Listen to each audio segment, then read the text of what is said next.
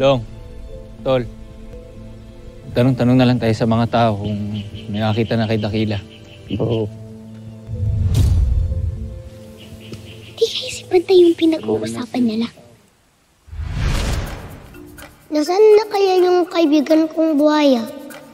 May ibibigay sana ko sa kanya eh.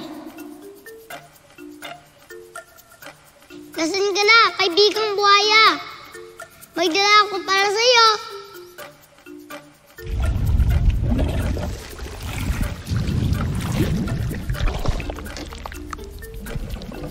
Masama pa rin ba ang pakiramdam mo?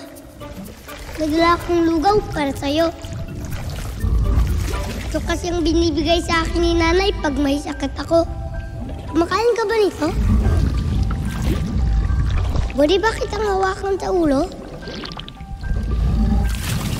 Meron ka na bang pangalan?